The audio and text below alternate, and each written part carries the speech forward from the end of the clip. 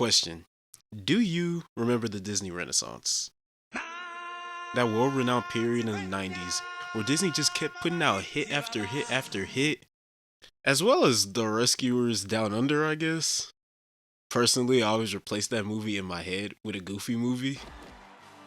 Don't get me started on a Goofy movie, because I could probably talk about that for days. But if you know, you know. Thomas would be like, hey, come on, you know Goofy's There's also the revival era during the 2010s, which notably had a lot more misses in its later years, but no one can deny the success of movies like Tangled, Moana, and Frozen, obviously. But my question today is, what about that little era in between? Past the 2000s classics like Lilo and Stitch and Emperor's New Groove, past Treasure Planet, that underrated cult classic that failed miserably at the box office, past that boring ass bear movie with the Phil Collins music, and past that cow movie that I literally could not tell you a single thing about if I wanted to. Since a strange era and where Disney attempted to follow the trends of the times and kind of failed miserably at it, at least for the most part.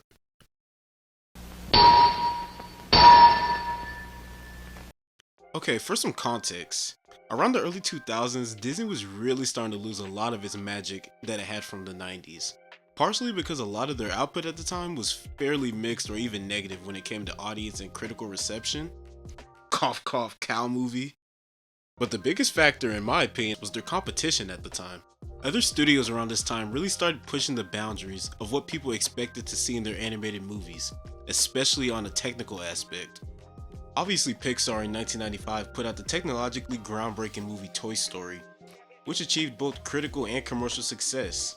In the years following, Pixar continued to push the boundaries of what was capable in 3D animated movies, and were rewarded with the success that followed.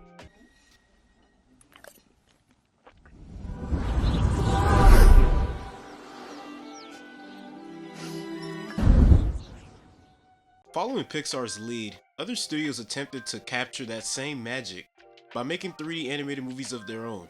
Most notably DreamWorks, with their string of 3D animated movies, but especially their mega hit of a movie released in 2001, Shrek. Also Blue Sky Animation with those Ice Age movies, I guess. Honestly, I wasn't the biggest fan of those as a kid, but I did like that movie Robots. Granted, me as a 5-year-old probably didn't have the best eye for quality. But anyways, back to Disney. Disney was obviously beginning to see the writing on the wall as to where the industry was starting to move to.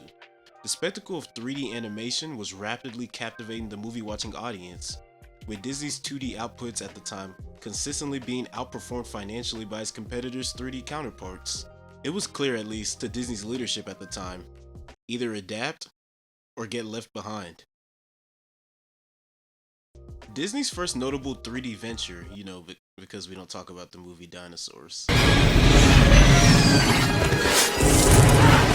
was 2005's Chicken Little.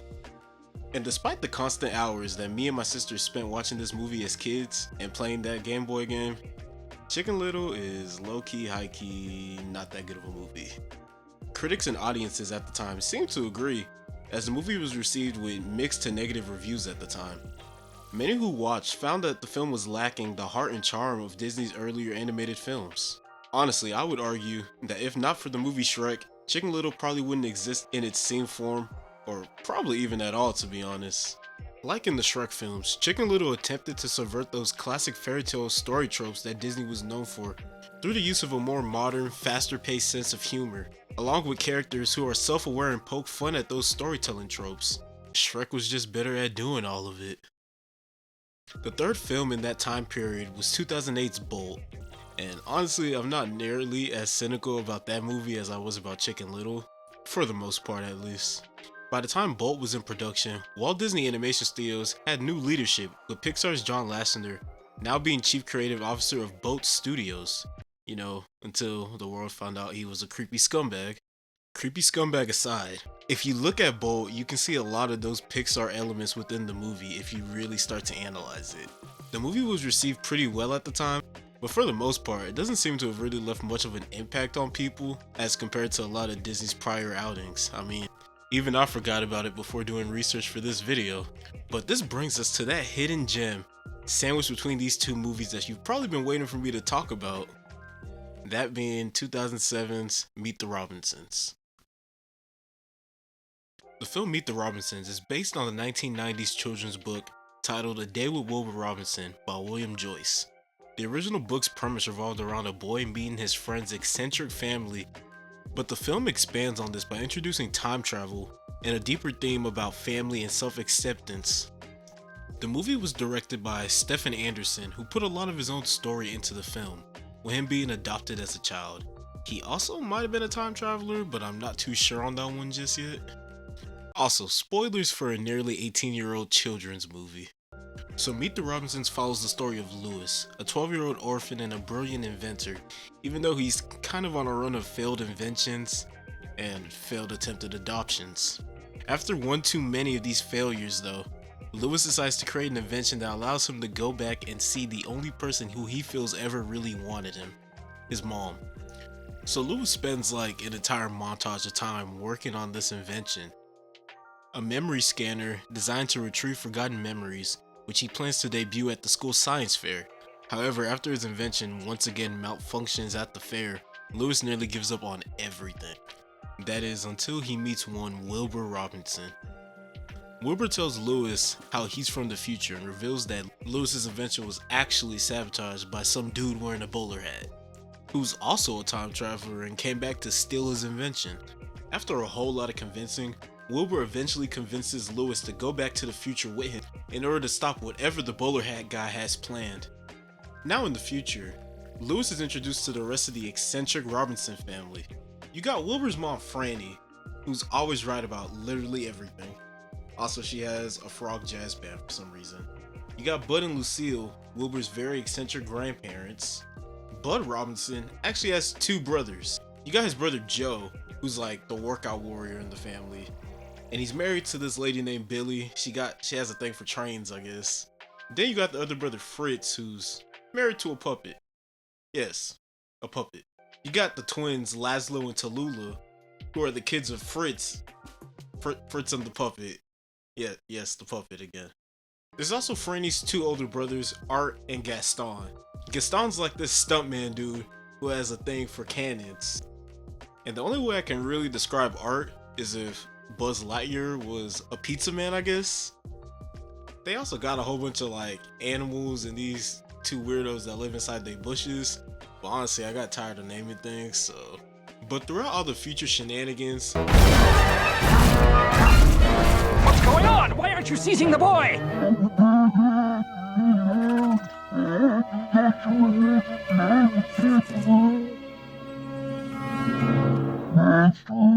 Lewis is really starting to feel like he might have found somewhere where he actually belongs. However, Wilbur prevents Lewis's happy ending by revealing to the family that he's actually from the past. This leads to a whole argument between the two boys that ends up with Lewis leaving with the bowler hat guy. Now in the clutches of the bowler hat guy and Doris. Doris is his hat.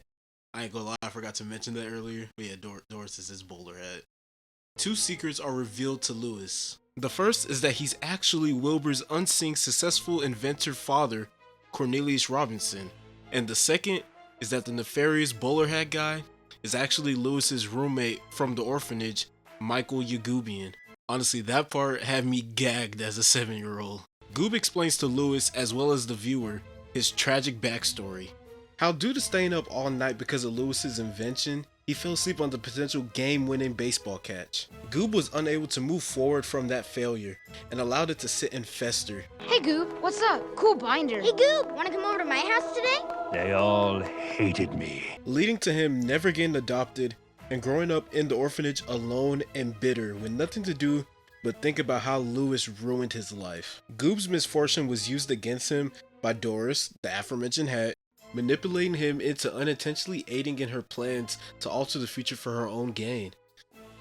The climax of the film sees Lewis attempting to not only confront Doris and the bowler hat guy, but to also come to terms with his past.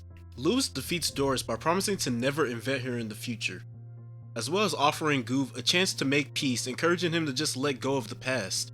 Even when given the opportunity to actually go back in the past and stop his birth mother from giving him up, he ultimately chooses not to, finally seeming to have come to terms with the past and deciding to just move forward. At the end of the film, Lewis returns to the present with a newfound sense of purpose. He fixes his memory scanner, prevents Goof from falling asleep during the game, and returns to the science fair with hopes of a second chance to show what he's capable of.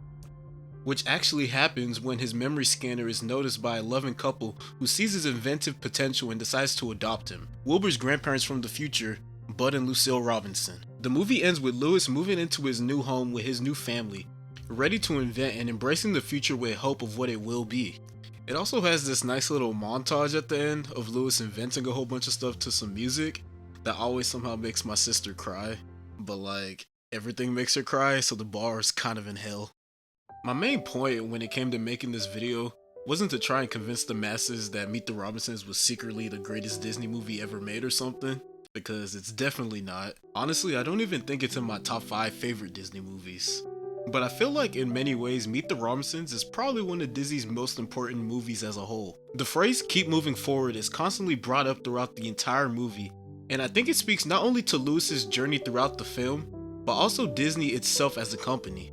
Just as Lewis learns to embrace failure and push through life's adversities, Disney was learning how to navigate these challenges of 3D animation and storytelling during a time of creative uncertainty and wavering financial and audience success.